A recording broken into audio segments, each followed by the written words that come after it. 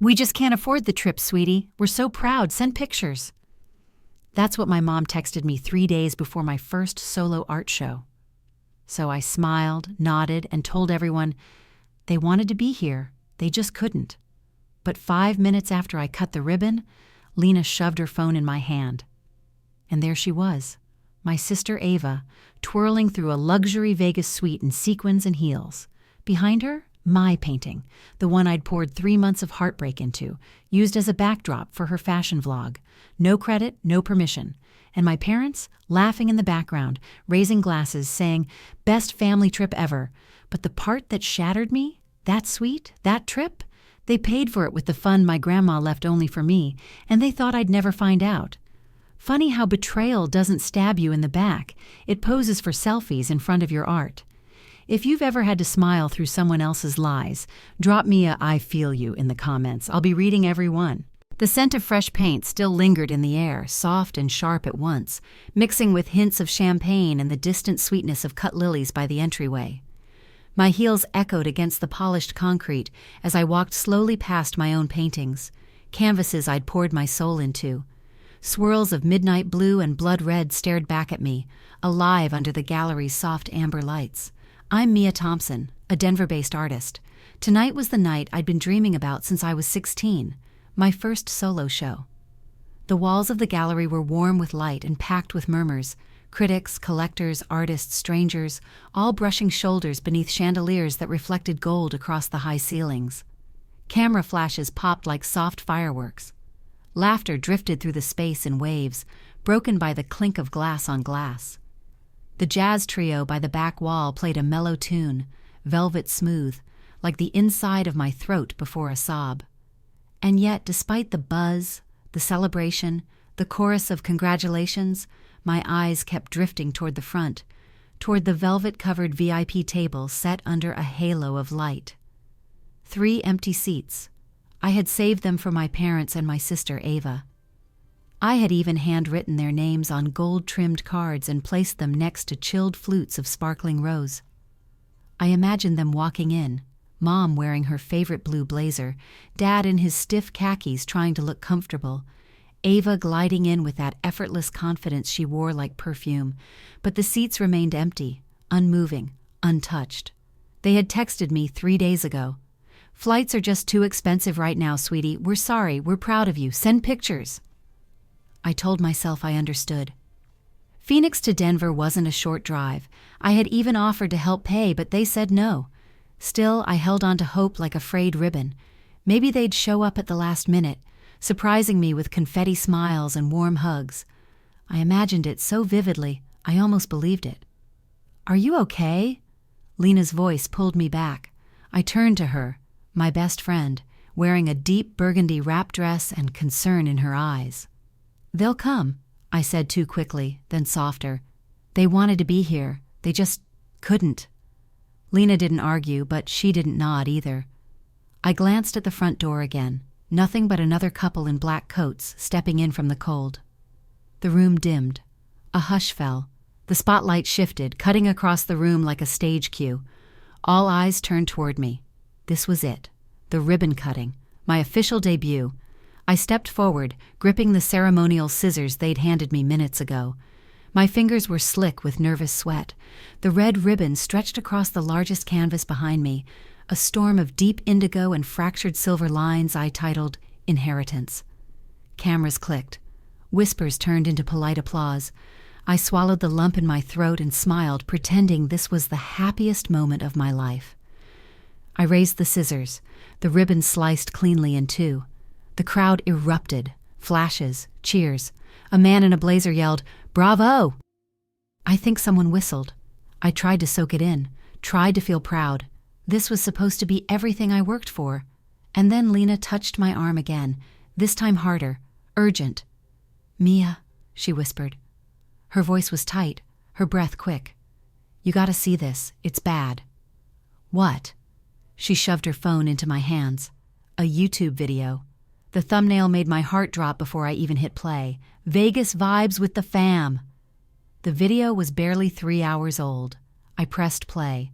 Ava's face filled the screen, perfectly contoured, lips glossy, eyes wide with excitement. Behind her, Las Vegas bled neon.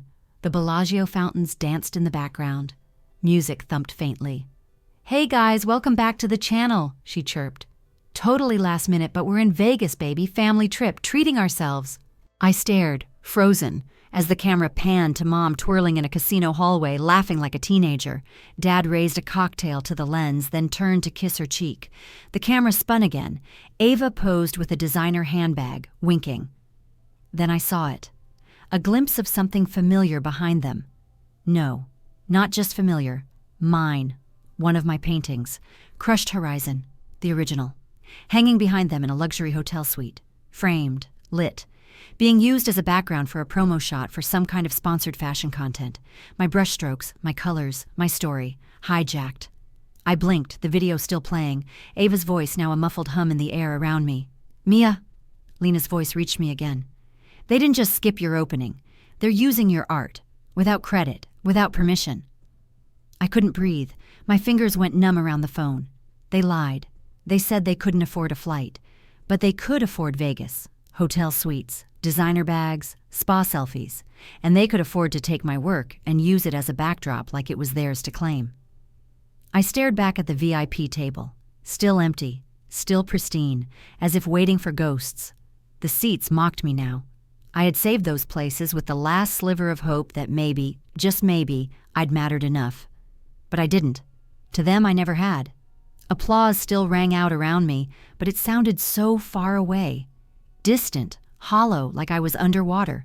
The spotlight was still on me, but I felt invisible. I swallowed hard. My throat felt tight. My chest tighter. "I saw them in my mind's eye," I said under my breath, clapping for me, not dancing in Vegas. Lena's hand stayed on my shoulder, grounding me. "I'm so sorry," she whispered. "I didn't want to ruin this night for you." "No," I said, voice rough. "They already did." Inside, something cracked. Not loud, quiet, clean, like the ribbon I'd just cut, like the last thread I was holding on to. I looked up at the crowd again, forcing a smile. Someone asked for a photo. I nodded, numb. But a question kept pounding in my chest, louder than the jazz, louder than the applause. Why? Why did they lie? Why did they choose there over this? And why now? As the flashbulb popped in my face and someone offered a toast to Denver's rising star, I smiled again. But something in me had already shifted. This wasn't over. The gallery was silent now. Just a memory pressed into my ears like cotton, the echo of champagne flutes, of applause that no longer felt real. I'd come home to my apartment in a daze, heels in one hand, the green dress still clinging to my skin like regret. My studio/living room was dim, lit only by the bluish glow from a street lamp outside the window. Denver's skyline blinked quietly behind the glass, distant and indifferent. I dropped my bag by the door. The lock clicked shut behind me, and the silence that followed was deafening. I didn't cry. I sat on the floor instead, leaning back against my couch, the cool hardwood pressing through my dress into my spine. The smell of turpentine and old canvas surrounded me, familiar, grounding, almost comforting, and then I saw it. In the far corner, half buried behind stacked canvases and old sketchbooks, sat the painting I made for my mom. I hadn't touched it in years, a soft lilac field with a single pear tree in bloom. I had painted it the summer before I left for college, every brushstroke a piece of longing, of trying to connect. The petals were soft and windblown, and I remember thinking, maybe she'll see this and finally understand me. She never came to pick it up, never even asked about it. I swallowed hard, throat tightening. My phone buzzed on the coffee table. Mom. For a second I didn't move, just stared at the screen. Then I picked it up. "Hi," I said, voice hollow. "Oh, honey," she started, a little too bright. "Lena posted pictures. The gallery looked lovely." There was a beat of silence. "Thanks," I replied. "Wish you could have been there." "We wanted to," she said quickly. "But you know how expensive travel is right now, and Ava needed support. She's launching her spring line soon, and the brand's been under pressure." I cut her off. "Mom," my voice cracked.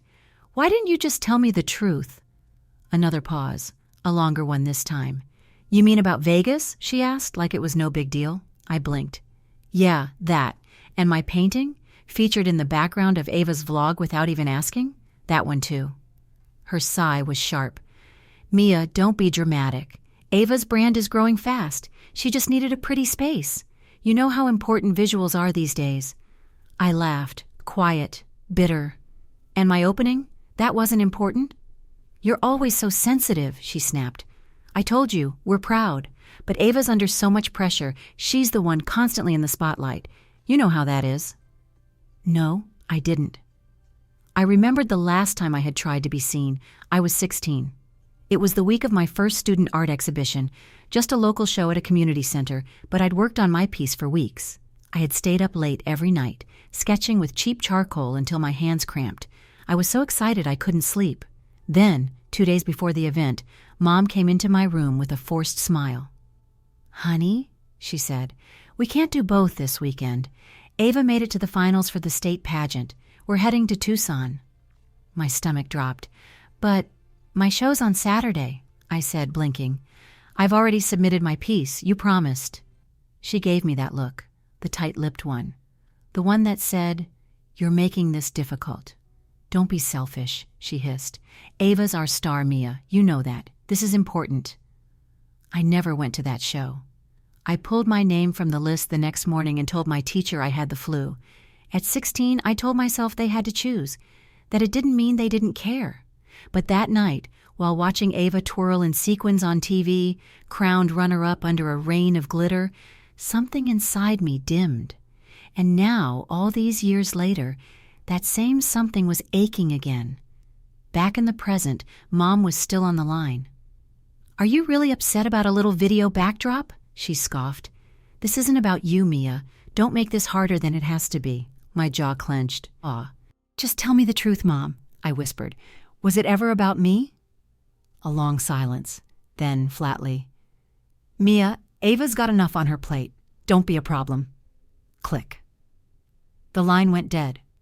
I sat there holding the phone like it was made of glass, afraid that if I breathed too hard, everything around me would shatter. I looked over again at the pear tree painting. Dust covered the frame. A faint cobweb stretched from the edge of the canvas to the bookshelf beside it. Forgotten, like me. Was I ever enough for them? Why does Ava always win?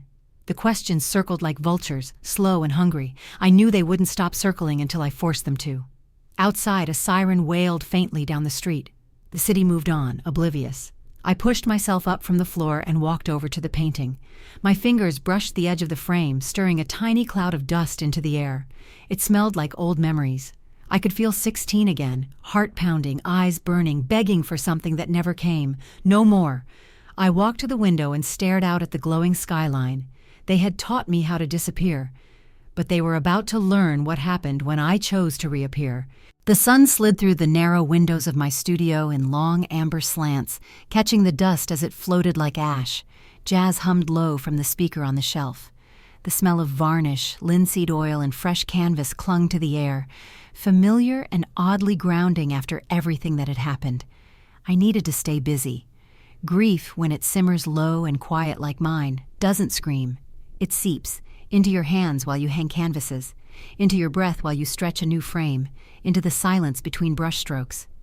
Lena handed me a staple gun, her brow furrowed as she smoothed the corner of a large canvas onto its stretcher. This one's your showstopper, right? Yeah, I nodded. I think so. She smiled softly but didn't push further. She knew. She always knew when to let silence sit. The studio felt smaller with both Lena and Nate inside. Boxes scattered, bubble wrap crinkling underfoot, canvases leaning against every wall like quiet witnesses. My pieces were raw, some abstract, others brutally direct. One of them bled shades of crimson and charcoal across the canvas, like a heart torn open mid-beat. It wasn't subtle, but subtlety had never saved me. Nate looked up from the floor, where he was cataloging pieces on a clipboard. Mia, he said, you sure about those extra tickets? I hesitated, pretending to be too focused on centering a frame. They're not coming, he added gently. I know, I murmured.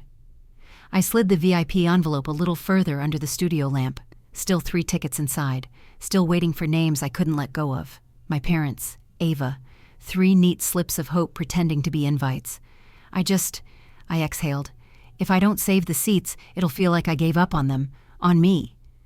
Nate stood, walked over, and rested his hand lightly on the back of my neck. "I get it," he said. "But you know they don't get you. Not really." I bit the inside of my cheek and nodded. He turned back to the clipboard, and I focused on a dusty frame leaning against the corner, an old oak border I hadn't used since college. Its back was splintered, the corners loose, but something about it made me reach for it. I flipped it over. A yellowed slip of paper fluttered out and landed near my foot. The handwriting stopped me cold. Slanted, elegant, unmistakable. Grandma Clara. I crouched slowly, my fingers trembling as I picked it up. The paper was brittle with age, like it had been waiting years just to breathe again. A faint scent clung to it, lavender and wood smoke, her scent. There were only 4 words. "You are my light." That was it. No date, no context, just her handwriting and those 4 impossible words. My throat tightened. She used to say that when I was little, when Ava was off spinning in rhinestones and I was painting rivers on the walls of her porch. "You are my light, Mia," she'd whisper, brushing paint from my nose. But I hadn't heard those words since she passed. I turned the note over. Nothing on the back. I scanned the frame again. No envelope, no hidden pocket. Just those words. Why was it hidden in here? Why now? "Hey," Lena said, noticing my stillness. "You okay?" I nodded slowly, but my mind was racing. Just found something. I didn't show it to them. Not yet. It felt private, like it wasn't just a note, like it was a message meant only for me. I slipped it into my pocket, heart pounding. There were so many questions suddenly pushing at my chest. Why had Grandma left this hidden in a broken frame? Why hadn't I found it before? What was she trying to tell me? I looked around the studio, at the canvases, the light, the mess, the fragments of who I was scattered across this space. Her presence felt suddenly thick in the air, like if I turned fast enough, I might see her sitting by the window with a steaming mug and that quiet, knowing smile. My pulse thudded in my ears. "Mia," Nate called gently from across the room. "You want this one by the front entrance?" I blinked. "Yeah, that's perfect." But my thoughts weren't on placement anymore. They were on Grandma, on those 4 words, on the years of being invisible in my own family, and the one person who never looked through me. I touched the note again in my pocket. Was she trying to tell me something bigger? A warning? A blessing? A secret? "Grandma's note feels like a secret just for me," I whispered under my breath. But what was she hiding? The mystery it stirred wasn't loud. It was quiet, like a door creaking open in a house you thought was empty. I walked over to the window and looked out into the early evening light. The sky was softening to gray-blue, the kind of sky that made you feel like you were holding your breath. I thought about those VIP tickets, about the empty seats I would still set up, and about the note in my pocket that somehow felt more like family than the people I'd invited. Bittersweet hope stirred in me, fragile, but alive. I wasn't done hoping, not yet. The gallery glowed in gold and garnet tones, warm spotlights stretching like sunlight across polished wood floors and pristine white walls. My paintings breathed under that light, thick textures of crimson, indigo, ash gray. Each stroke felt louder in this setting, like the canvas itself dared to speak before I could. The scent of white roses lingered in the air, drifting from arrangements placed near the champagne table and windows. Paired with the faint fizz of poured flutes and the mellow jazz floating from a corner trio, everything about the space whispered elegance, controlled, intentional. The kind of setting where people whispered your name behind glasses, wide-eyed, hopeful they were seeing something before it became something. I stood just inside the main gallery, wrapped in emerald silk, feeling both seen and completely invisible at once. "Green suits you," Nate said quietly, brushing a strand of hair from my cheek. His fingers were warm, grounding. "Helps hide the nerves," I murmured, forcing a smile. Lena leaned in, adjusting the hem of my dress where it had caught slightly at the hip. "You're luminous, babe. Don't blink too fast. You'll miss your own moment." But I could already feel the moment slipping, the way sunlight fades just before a storm. I turned toward the crimson ribbon stretched across the central exhibit, It shimmered under the spotlight, trembling slightly in the air conditioning draft. The scissors in my hand felt heavier than they should have. The room quieted, all conversations falling away like leaves.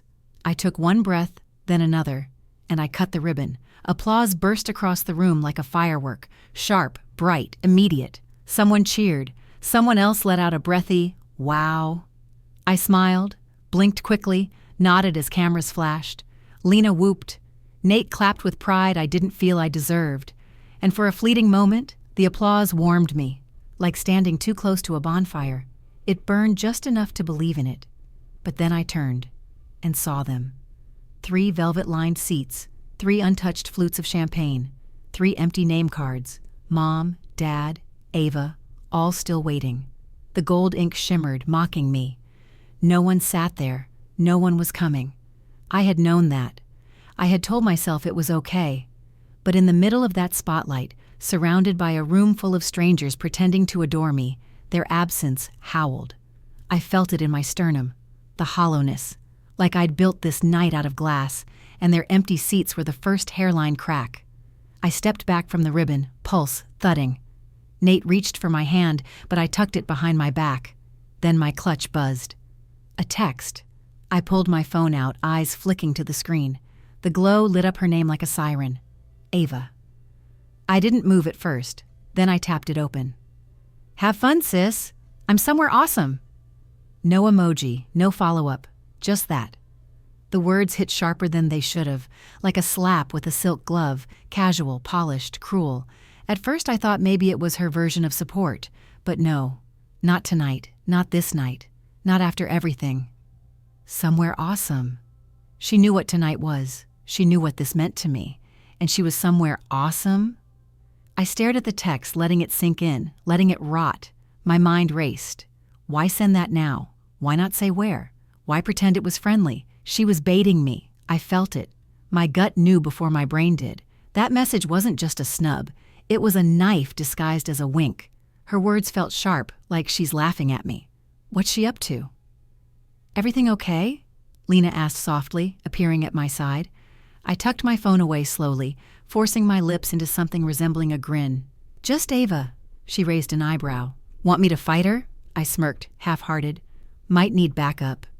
I tried to re-enter the crowd, letting their praise and questions distract me. I answered a woman's inquiry about brush technique, nodded at a collector raving about my use of contrast, laughed politely at someone mistaking one piece as a portrait of grief when it was actually rage. But the text buzzed in the back of my brain like a mosquito you can't find. I kept glancing toward the door, toward the empty table, toward the glowing spot Ava should have stood in, if she cared. And I couldn't stop wondering, what exactly was she doing that was so awesome? Was she taunting me? Or hiding something? And why now? I reached into my clutch again, rereading the text under the soft light. "Have fun, sis. I'm somewhere awesome. Somewhere awesome. Not sorry I couldn't be there. Not thinking of you." Not even a sarcastic, "good luck." It was intentional, dismissive. Like the night I'd fought so hard for wasn't even worth acknowledging. I didn't respond. What would I say? Hope your cocktails taste like regret? Enjoy being somewhere that doesn't require courage? No. I slipped the phone away, but the damage was done. She'd gotten in. A thin layer of dread clung to the air now, hidden beneath the rose petals and jazz. The kind of tension you don't name out loud because you're afraid it'll become real. As I stood in front of Inheritance, my centerpiece, I felt the fabric of my dress cool against my skin. The room still buzzed with joy, but I couldn't feel it anymore, because in the pit of my stomach I knew. Ava's text wasn't random. It was a clue, and something was coming. The gallery had settled into its evening rhythm, soft jazz floating from the far speakers, the clinking of glass and murmured praise rippling like warm water across the room. My paintings bathed in golden spotlights, commanding attention. And yet I stood there feeling like I was somewhere else entirely, somewhere colder, quieter, cracked open from the inside. I was halfway through a polite conversation with a woman from the Denver Arts Collective when I saw Lena push through the crowd. Her face had gone pale, drained of its usual spark. Her eyes scanned the room until they landed on me, wide, sharp, urgent. "Mia," she said under her breath, grabbing my wrist, "we need to talk, now." "What?" I blinked, following her. "Lena, what's going on?" She didn't answer. She pulled me past rows of guests and tilted wine glasses, beyond the champagne table and the curated floral arrangement, until we were tucked into the back corner, where the gallery lights dimmed and one of my abstract canvases cast long shadows across the brick wall. She held up her phone, screen glowing. "Just watch this." I took it from her slowly, confused. The screen was paused on a YouTube thumbnail. Ava, striking a pose in front of neon pink signage, dressed in a sequined halter top and sunglasses at night. The video title, "Vegas Vibes with the Fam." My stomach dropped. I tapped play. Ava's voice burst through the speaker, syrupy and confident. "Hey fam! Surprise trip to Vegas with the crew, sponsored stay, designer collab. You know the drill." The next shot was Mom, spinning in slow motion through a casino, laughing like she didn't have a care in the world. Dad raised a frothy cocktail to the lens, sunglasses on indoors like he was some kind of celebrity. Ava giggled as she posed with shopping bags bigger than her torso. I could feel my pulse pounding in my ears, but then it hit. The suite. Ava walked into a luxury penthouse suite, floor-to-ceiling windows, gold accents, velvet cushions, and behind her, displayed like a status symbol, was one of my paintings. My hands froze. There it was. My painting. My work. Dead center on the wall. Cropped perfectly into frame. I knew that piece. Afterlight. I painted it during one of the worst winters of my life. I remembered how the brush had dragged through thick oil like a scream, how the deep purples bled into bruised reds, how I had layered metallic gold to reclaim something bright from the mess. And now it was wallpaper in Ava's brand vlog. I kept watching, my breath shallow. Ava swanned through the suite. "Obsessed with this backdrop. Isn't it so on brand? Just wait till you see the close-ups." She winked at the camera. Next clip, Ava standing in front of my painting again. Different outfit. She twirled in a sponsored dress while product links flashed across the screen. My initials, cropped out. My name, nowhere. The caption across the bottom read, "Family Slay in Vegas." My hand tightened around Lena's phone, my knuckles white. Then came a shot of Mom sipping wine under the painting, her posture relaxed. Dad in the background talking to what looked like a brand manager. They weren't just part of the video. They were in on it, participating, selling. Lena whispered, "They didn't just skip you, Mia. They're profiting off your work." Her words hit like a slap. My vision blurred for a second, my head swimming. I struggled to take a breath. No, this couldn't be real. But it was. I watched myself vanish from my own creation. "My art," I whispered, voice barely audible. "My heart, plastered in their ad like it's nothing. They stole my soul." The phone screen pulsed in my hand. I looked down at my trembling fingers. The blood had left them. I was ice. It wasn't one shot.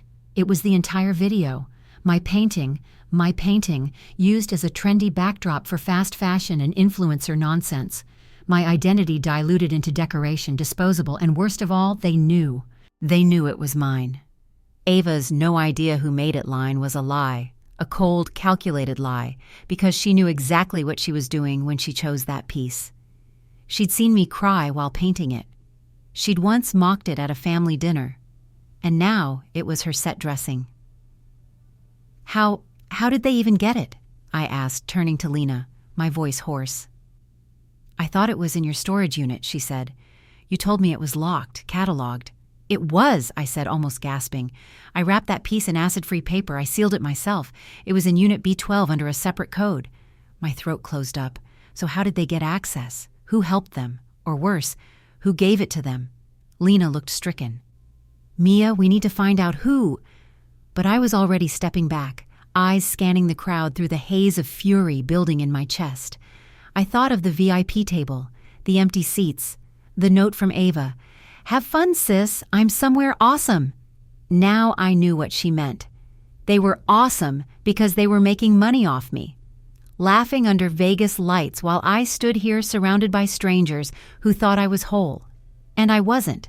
I felt ripped open, not just ignored, used, exploited, stolen from. Ava didn't just miss my show. She sabotaged it, silently, behind a screen. This wasn't a snub. This was war. Denver slept around me, its skyline twinkling like nothing had gone wrong. But inside my apartment, the air hung heavy, thick with silence, with the aftertaste of betrayal.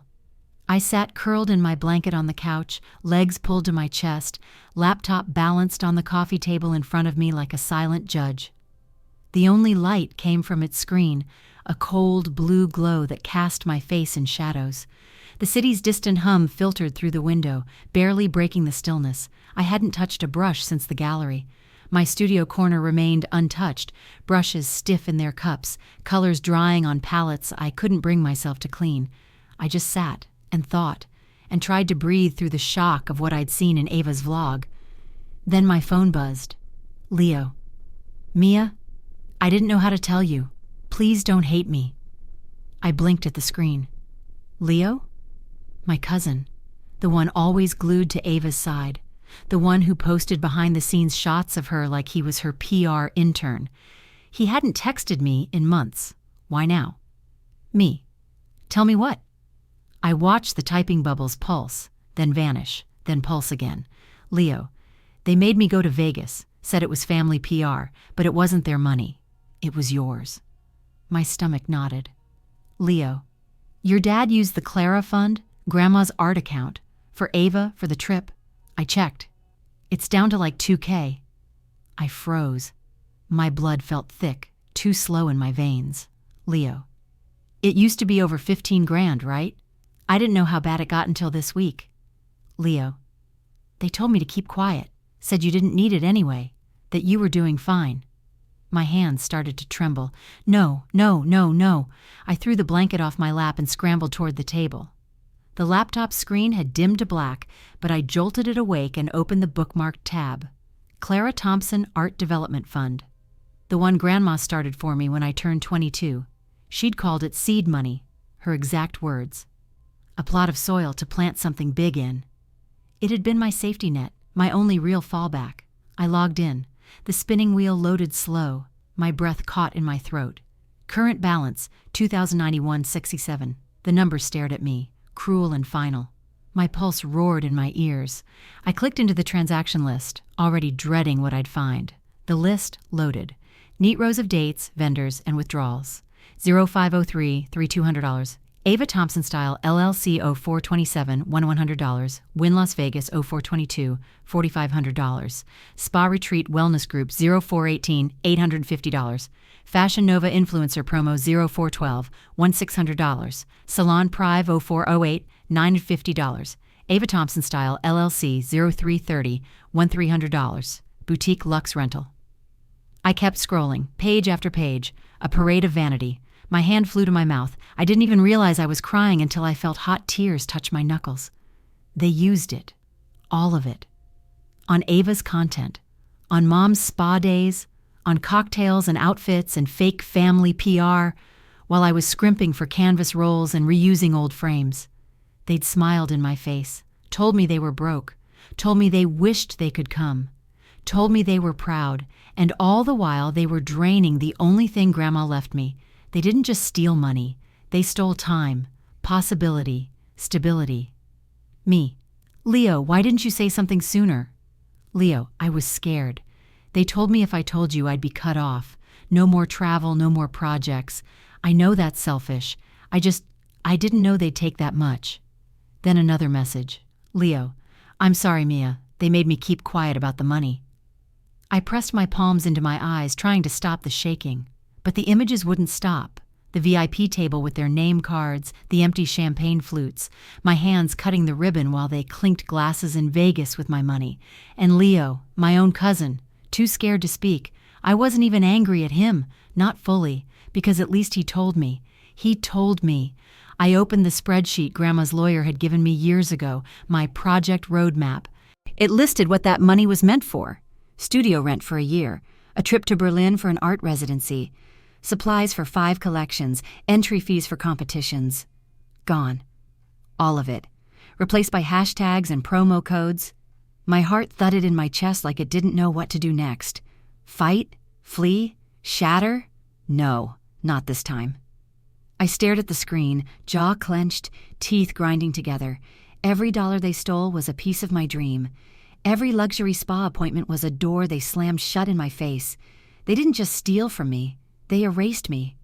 Me to Leo. Thanks for telling me, but I'm not staying quiet. I stared at the city lights beyond my window.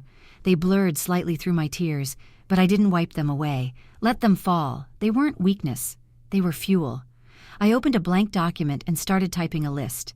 Every withdrawal, every lie, every stolen chance. It wasn't just betrayal anymore. It was theft.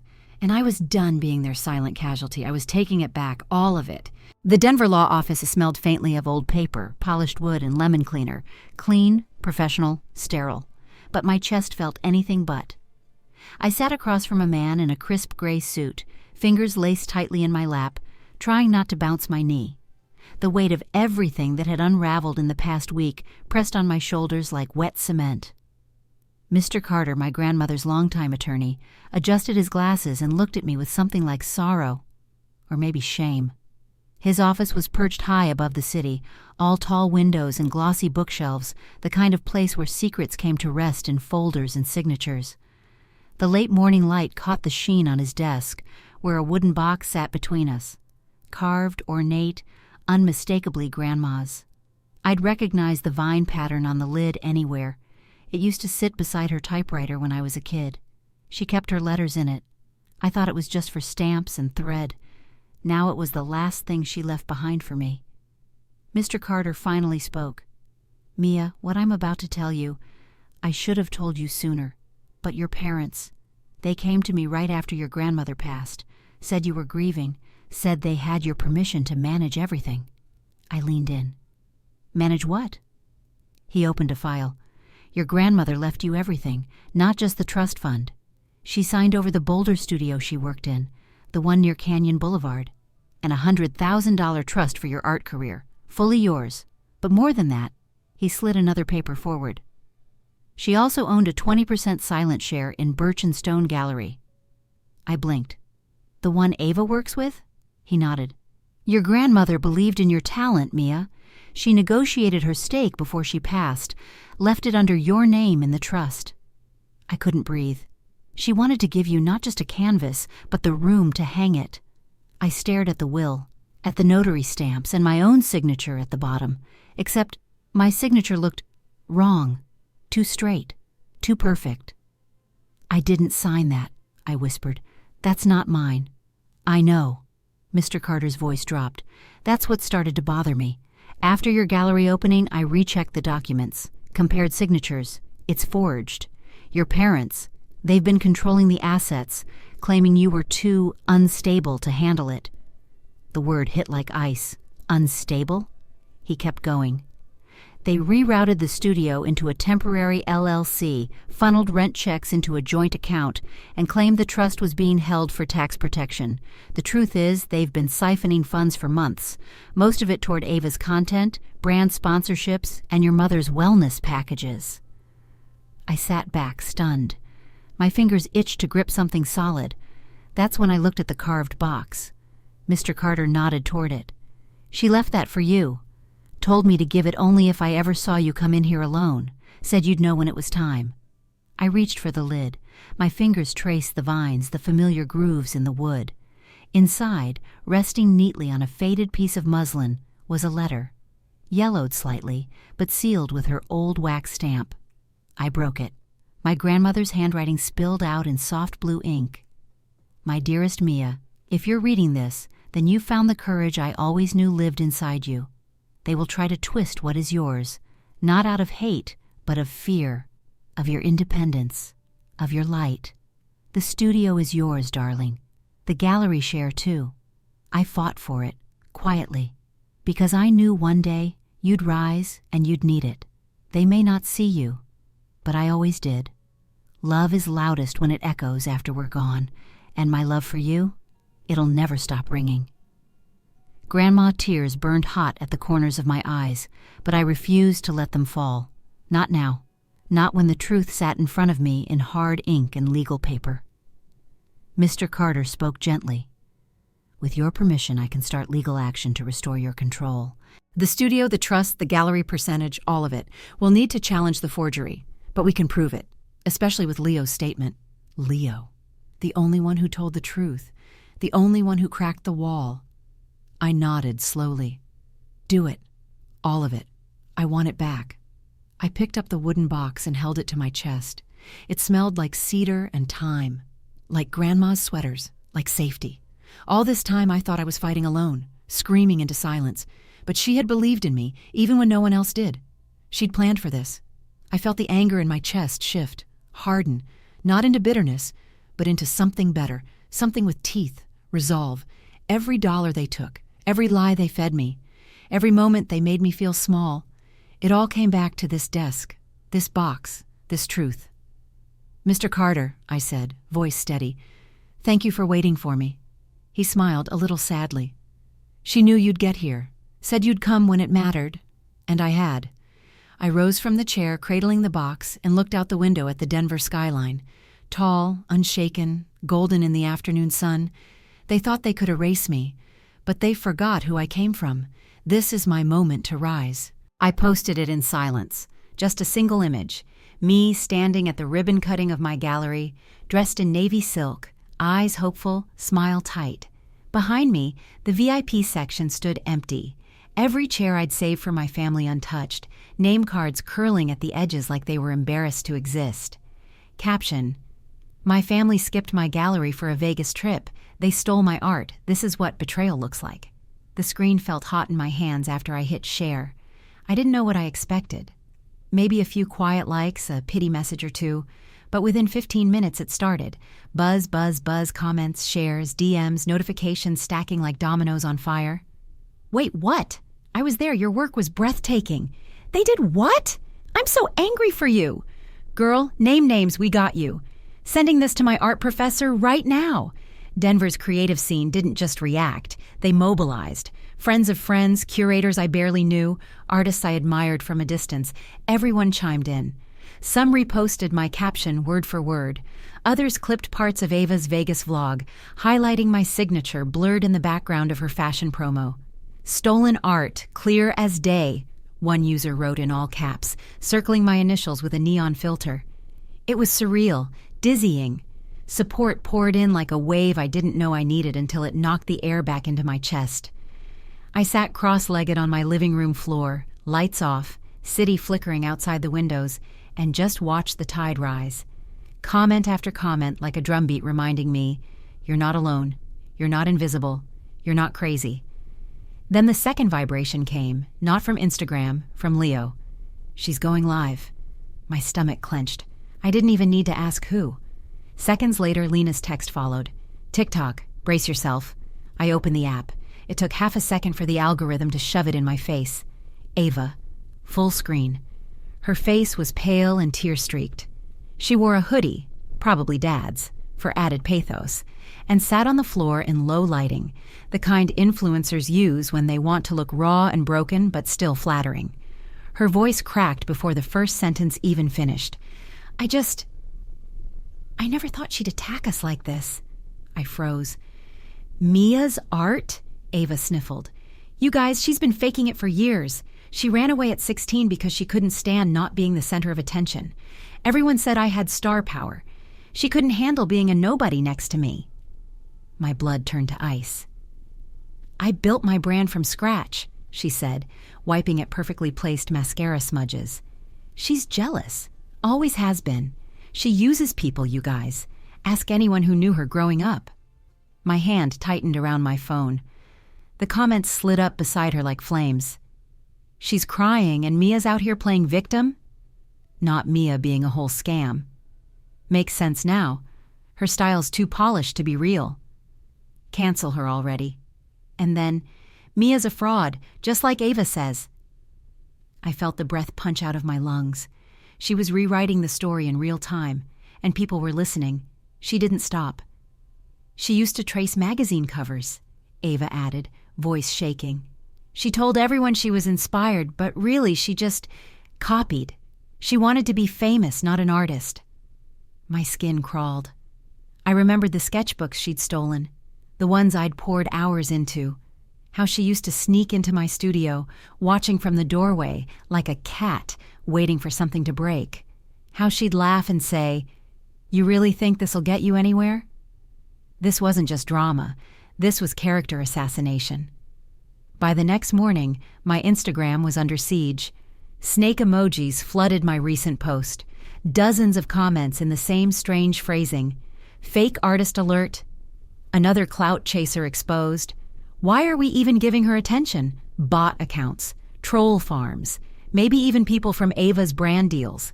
But I recognized patterns, repetitions. The kind of thing that didn't happen unless someone paid for it. And I knew exactly who had the money and the motivation to do it. My parents. Of course they wouldn't put their names on it, but I could practically hear them strategizing behind closed doors. She's gaining sympathy. Fix it. Push the narrative before it sticks. Let Ava cry. That'll do the trick. This wasn't just a social smear. It was a campaign. They weren't arguing with me. They were trying to erase me. My history, my work, my truth. I opened my laptop, hands shaking, and pulled up everything I had. Photos of my work from age 12 to now. Time-stamped, signed, layered with years of pigment and progress. Grandma's handwritten notes, folded carefully into the corners of our sketchbooks. Her voice in scribbled margins. You see light better than I ever did. Screenshots of gallery invites, student reviews from the one semester I taught. Time lapses of me painting with paint still on my fingers and tears still on my cheeks. Receipts. I didn't post them. Not yet. But I saved them all, backed them up 3 times, labeled them clearly. Because when the time came, I'd burn every lie down with the truth. But for now, I sat on the edge of my bed, phone buzzing nonstop beside me, and whispered under my breath like a vow I'd carve into stone. My art is my truth, and she's turning it into a lie. I won't let them erase me. Not this time. Not again. The light in the studio was too clean, too sharp. Cold white fluorescence buzzed overhead, casting hard-edged shadows across my canvases. I should have felt peace here. This was my sanctuary. But that morning, something was off. The smell hit first. Acrid, metallic. Not the usual comforting blend of gesso, wood shavings, and turpentine. I paused in the doorway, my breath catching, heart already speeding. I stepped inside slowly. Each footstep echoed like I was walking into a memory I didn't want to remember. Then I saw it.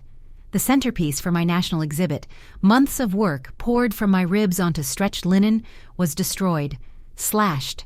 2 clean, vicious cuts across the heart of the piece. Paint still glistened wet around the wounds, thick like blood. It hadn't even dried yet. My vision blurred. I stumbled forward, hands trembling as I reached for the edges, as if I could somehow pull the canvas back together, stitch it whole again with sheer will. My fingers touched the tears, and it felt like touching my own skin, raw, violated. And that's when I saw the blinking red light on the corner of the security screen. I ran to it, rewound, hit play. There she was, Ava, my sister. Wearing a black hoodie, her movements deliberate, calm, her expression blank as stone. She didn't flinch, didn't hesitate. She stepped up to the centerpiece, pulled a box cutter from her sleeve like she'd done it 100 times, and sliced downward in 2 clean motions. Then, she looked directly at the camera, and she smiled. I felt the scream rise in my throat but swallowed it down, breathing in through my nose. Focus. Control. I grabbed my phone, snapped stills of the video. Proof. My fingers moved mechanically. Document, document, document, while my insides burned. She'd come to destroy the one thing she couldn't compete with. My truth. I didn't even have time to process it when the door slammed open behind me. Footsteps. Fast. Angry. Mia! My father's voice boomed into the studio like an unwelcome foghorn. I turned around, and there they were, both of them. Dad in his usual corporate armor, button-down, clenched jaw. Mom trailing behind, arms crossed like a defense mechanism. "We need to talk," Dad snapped. I stepped back, positioning myself between them and the destroyed painting. "You're a little late. You need to delete that post," Mom said, her voice like ice chips. I blinked. "What?" "The Instagram post," Dad barked. "It's everywhere now. The press, our friends, Ava's sponsors are threatening to walk." I laughed, just once. Bitter and sharp. "Ava just committed felony vandalism and your first thought is brand damage?" Mom stepped forward. "You've made this a circus. You've humiliated us." "No," I said. "You humiliated yourselves. When you used my inheritance, when you forged my signature, when you let her steal my art, and now, this?" Dad's face twisted. You want to air dirty laundry? Fine. Let's talk about why you really left Boulder Prep. My spine stiffened. What? Mom's voice dropped low. We'll go public. Tell everyone you were expelled, that your scholarship was revoked for academic dishonesty, that you ran away because you couldn't handle the shame. There it was, the lie. The ugly, twisted narrative they'd held in reserve like a nuclear option, the one they probably whispered to neighbors, to Ava's PR team, to anyone who ever asked why I disappeared at 16, to justify the erasure, to cover their tracks. I took a slow step forward, standing directly beneath the harshest light in the room. My shadow stretched long behind me. You mean the school you pulled me from the day Grandma offered to send me to Paris? I asked, voice steel. The one I was excelling at, where I had straight A's and a full ride, until you forced me to withdraw and blamed me to cover your theft? They didn't answer, didn't need to. Their silence said everything. I've had enough of your stories, I said. Tell your lies, I'm suing you. Dad's face went white. You wouldn't dare. I already hired legal counsel, I said. And guess what? Ava's on camera, vandalizing a piece appraised at $40,000. I've got timestamps, surveillance, motive, all of it admissible. Mom stepped back slightly, her expression cracking. You're destroying your own family. I pointed at the canvas behind me. No, you did that. When you pick silence over truth, theft over love, ego over art. The lights above hummed louder. Or maybe it was just the adrenaline in my ears. They both stood frozen, caught between fear, fury, and disbelief. For the first time in my life, I didn't shrink. I didn't apologize. I let the rage rise without shame. Let it fill the room, settle into the cracks they'd left in me. My painting may have been slashed, but I wasn't broken. They turned to leave, but I wasn't done. I walked to the ruined canvas, knelt beside it. Dragged my fingers across the tear, feeling the dried paint flake beneath my nails. It still held color, still held form. Even in ruin it spoke, just like me. They could shred the canvas, but they couldn't rewrite the truth. Not anymore. I whispered, not for them, but for myself. They can destroy my canvas, but not my truth. I'm done bending. I didn't cry. I didn't scream. I stood up, gathered my files, and walked toward the light, toward justice. Sunlight poured through the courthouse windows like a divine spotlight, illuminating every polished bench and speck of dust in the air. The light felt too pure for the things that had been done in the dark. I sat there in my navy blazer, back straight, palms damp, folder clenched in my lap. Inside that folder was everything: proof, history, betrayal, and the truth. Leo sat beside me, his knee bouncing. The nervous energy coming off him was enough to fog glass. He leaned over and whispered, "You okay?" "I'm not sure," I said, keeping my eyes fixed on the double doors at the front. "But I'm ready." When the doors finally opened and my parents stepped in, it felt like time thickened.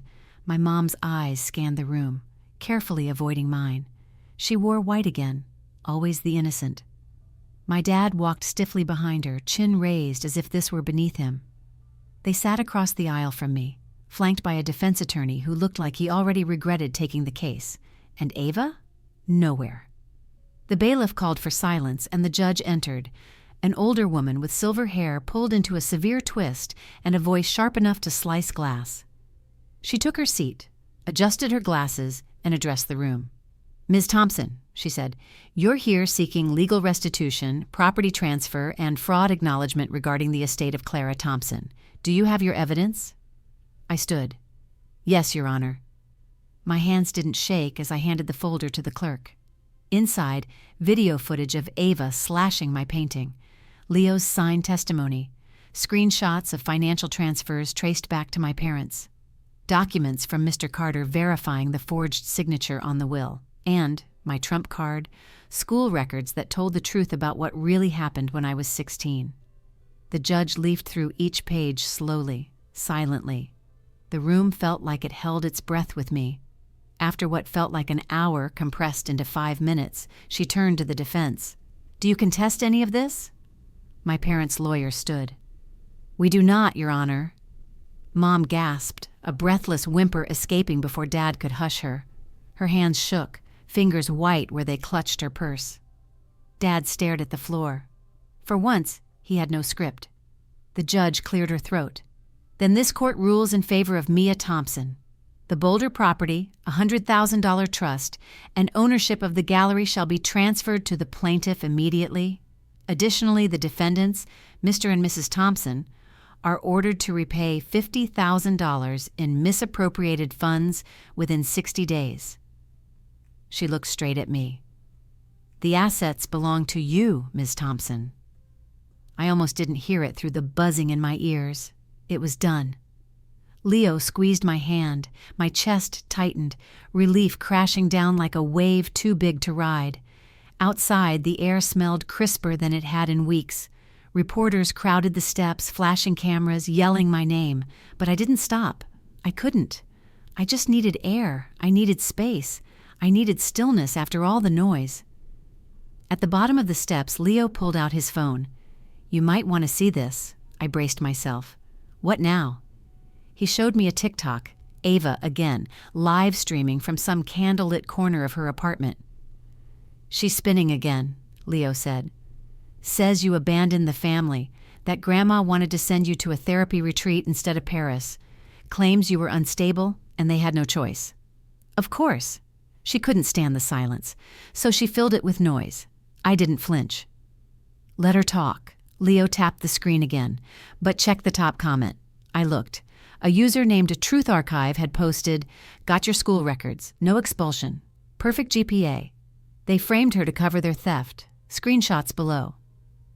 Attached were 4 files, my full transcript clean and glowing, an internal email from the school counselor flagging the withdrawal as suspicious, a forged signature, and a photo of me, age 16, grinning beside my painting on a school awards board. The comment had over 60,000 likes and was spreading fast.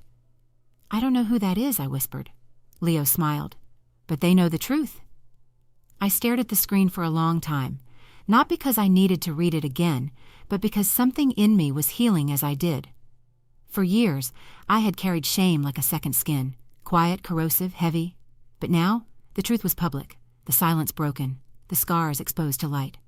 "I'm blocking them," I said. Leo tilted his head. "Your parents?" "And Ava," I nodded. "No more warnings. No more explanations. No more watching from the sidelines while they try to rewrite the story." That night, I opened my phone, hovered over Ava's profile, and pressed block. Then my mother's. Then my father's. 1 tap each. It didn't fix everything, but it started something. I kept Leo.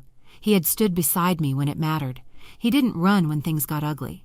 He tried to make it right. The next morning, I returned to my apartment one last time. Packed my paints, my brushes, Grandma's wheel box. I didn't bring the slashed canvas. I left it exactly where it was. Some damage needed to be seen to be believed. The Boulder studio was quiet when I arrived. Dust motes floated like snowflakes in the shafts of late afternoon light. I opened the windows, let the wind in, and sat on the floor, bare knees against warm wood. This was mine, this moment, this stillness. No more running, no more reacting, just being. They tried to rewrite my story, but I'm the one holding the pen now. The Boulder light hit differently, softer somehow, gentler. It spilled through the floor-to-ceiling windows of my studio, casting long amber shadows that danced between canvases and across the polished oak floors. The air smelled of fresh paint, citrus from Lena's diffuser, and something faintly nostalgic, linseed oil and worn wood. The kind of scent that clings to old brushes and memory. My hands were smudged with cobalt blue and burnt sienna as I adjusted the placement of one final canvas on the east wall. It was bold, bolder than anything I would have dared show a year ago, all jagged lines and raw emotion. But now, it felt like honesty. And for the first time in a long time, honesty didn't scare me. Nate stood on a ladder nearby, adjusting the spotlight. "Little more to the left?" I squinted. "Your left or mine?" He grinned. "Studio left. So, my left pretending to be your left." "Perfect," I said, stepping back to look at the space. The studio was transformed. What used to be Grandma's abandoned gallery, once hollowed out by theft and silence, was now bursting with color, sound, and life. Lena had strung up paper lanterns across the beams. Leo was near the front door, lining up a tray of champagne flutes on a repurposed tool cart. A jazz playlist played softly from the speakers Nate had rigged up last night. Guests hadn't even arrived yet, but the energy was already electric. There was something sacred about preparing for joy. Lena walked over, hands on her hips, beaming at the room like she'd painted it herself. "This place looks like a dream. You did it, Mia." "We did it," I corrected. "Nope," she said, tugging gently at my sleeve. "Tonight's about you. Own it." Leo passed us, balancing a stack of art magazines he'd picked up downtown. "You're in 3 of these, by the way. Back page of Artfront. Feature in Creative West. And the Denver Weekly called you the rising phoenix of contemporary realism. You're officially fancy." I laughed, more startled than anything. "You serious?" He raised an eyebrow. "Would I lie while holding free press?" The doorbell chimed before I could answer. Then again, and again. Within minutes, the studio filled. Denver artists, former professors, online supporters who'd driven from out of state. Even 2 rival gallery owners I never imagined would step into the same space together. They all came, and they came for me. People moved through the gallery slowly, lingering in front of each painting, asking questions, offering hugs, wiping away the occasional tear. The air buzzed with soft conversations and laughter. It was everything I dreamed a show could be, and something more. Something healing. At one point, Lena grabbed my arm and pulled me toward the makeshift back office. "This came in the morning," she said, holding out a small, flat package. "No sender, but I think you should open it now." The paper was thick, tied with a ribbon the color of old lace. I peeled it open carefully. Inside was a wrapped canvas, smaller than the others, but immediately familiar. My breath caught. It was Grandma's painting, of me. I was 7, maybe 8, sitting cross-legged on her porch, sketchbook balanced on my knees, tongue peeking out between my teeth in focus. My hair was wild and sunlit, my eyes locked on a flower pot beside me. The memory surged like a wave. Hot lemonade, cicadas, her voice humming softly from the kitchen. Taped to the back of the frame was a note. "To the artist I always believed in. You are my light. Love, Grandma." The words blurred as tears filled my eyes. "I thought this was lost," I whispered. Lena reached over, touching the edge with reverence. "Someone must have kept it safe. Someone who knew." Leo peeked his head in. "You okay?" I nodded. "More than okay. Can we hang this, right in the center?" 10 minutes later, Nate was back on the ladder.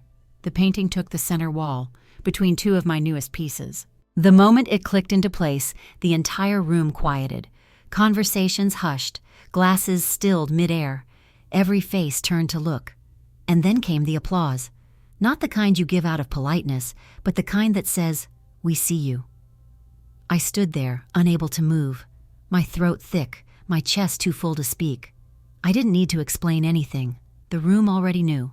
Lena slipped beside me. "Mia," she said, voice low but strong, "this is your victory. You're unstoppable." I let the words settle, let them root. Because they were true. I looked at the faces around me. Nate, who'd helped rebuild what Ava destroyed. Lena, who never once asked me to shrink. Leo, who'd returned when it mattered most. And then I looked at Grandma's painting, her love letter to a little girl no one else ever truly saw. She saw my worth. Now I saw it too. There, in that glowing studio, surrounded by laughter and light, I felt something I never thought I'd feel again. Home. I didn't need DNA to define family. I didn't need their approval, their table, or their name. Family was Lena's hand gripping mine when it shook. Family was Leo dragging folding chairs from his car because we'd underestimated the guest list. Family was the anonymous fan who mailed me a memory wrapped in ribbon. I found them, I chose them, and they chose me back. I took one last walk through the gallery that night, fingertips grazing canvas, voice silent, just soaking it in. Every line I'd drawn, every color I'd poured had led me here. To this, to healing, to wholeness. 2 years later, the air on my Boulder balcony still smells like mountain sage and the tail end of sunrise. The breeze carries that faint, sweet chill, like the world's exhale after holding too much heat. I wrap my sweater tighter around me and sip my coffee, fingers curled around the ceramic mug Nate gave me on our wedding day. On the bottom it reads, "Start your story." Inside, laughter echoes from the kitchen. Nate's humming off-key to a song he's half forgotten, twirling Clara in his arms like she's made of moonlight. Her giggles fill the room pure and loud, like they've never met grief. We named her Clara, not because I was trying to recreate the past, but because I wanted to carry forward the part of it that gave me strength. Grandma didn't just leave me an inheritance. She left me a legacy of truth. She saw through the masks, the expectations, the guilt. She saw me. And now, in a small, radiant way, I get to pass that sight along. My life now is nothing like the one they tried to design for me. My art is touring nationally, not just in elite galleries, but in public libraries, healing centers, high schools where students sit crisscross on gym floors with sketchbooks in their laps. My Chosen Family series caught on. Portraits painted from people's submissions about the family they built, not the one they were born into. Every week I get letters, drawings, paint-streaked postcards. One girl sent me a watercolor of her and her stepdad standing in a field of forget-me-nots. On the back she wrote, "He came to every therapy session, even when I told him to leave. That's family." And every Thursday, I drive past a place that used to be soaked in shadows. The old Denver studio. It looks different now, brighter. There's a new mural on the outside wall, flowers exploding out of broken picture frames, bold strokes of color wrapped around lines of poetry. It's an indie coffee shop now, owned by 2 art students who scraped together a microgrant, some Kickstarter donations, and a whole lot of determination. They call it Ground and Glow. They left my paint splatters on the floor, said it gave the space soul. Sometimes I sit outside with my sketch pad, hidden behind sunglasses and a floppy hat, just to watch. Kids press chalk to the sidewalk, leaving behind dragons, suns, protest slogans, love letters. One boy traced the outline of his mother's hands in neon pink and wrote, "Don't let go between them. They don't know me, and yet they do." The space that once held silence and betrayal now breathes creativity and community, and yes, healing. This morning I filmed something I've been holding in my chest for months. Just me, no makeup, no script. Natural light pouring in through the windows of my home studio. My voice quiet but clear. I look straight into the camera. If your family chose something else over your dreams, I ask, would you face the truth? Would you speak it aloud, even if your voice shakes? Even if it costs you everything you were told to hold on to? A long pause. Because I did, and I'm still here, stronger, happier, free. The screen fades into short clips.